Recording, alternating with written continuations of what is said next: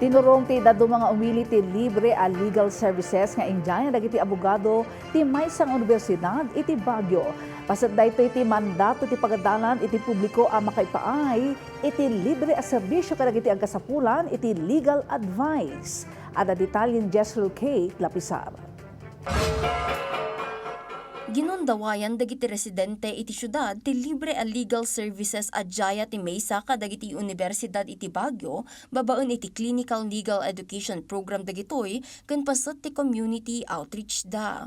Ti estudyante anirad nagturong iti legal assistance center iti universidad tapno makaala iti affidavit of loss. Sigun kan kuana dakkel a tulong daytoy a serbisyo ng runa para kadakwada a limitado ti budget na.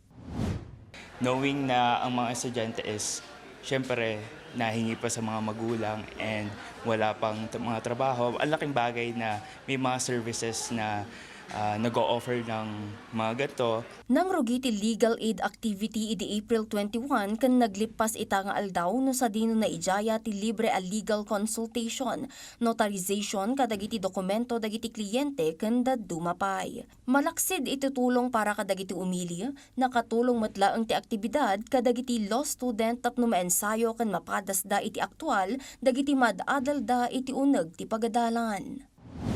Pagdating sa pag-aaral, very critical po yung mga nababasa namin. However, through the help po ng supervising lawyer namin, ibang-iba yung application, mas nagiging madali at naiintindihan namin yung mga binabasa namin sa libro. So this CLEP is very helpful for us to understand every cases na tinatakal namin sa school and different from the real world po.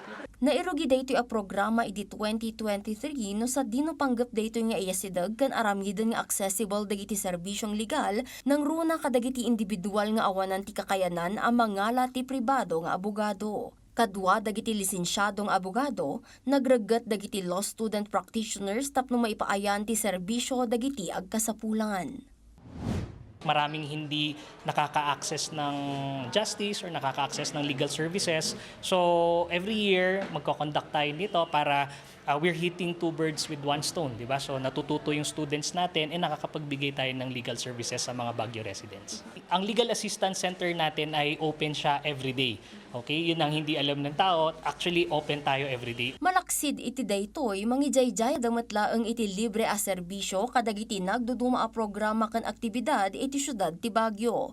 Al-alukuyan damat ti publiko agundawayan daytoy a libre a serbisyo tapno masungbatan dagiti nagduduma a legal needs da. Jezreel Kate Lapizar para iti Pambansang TV, iti Baro, a Pilipinas.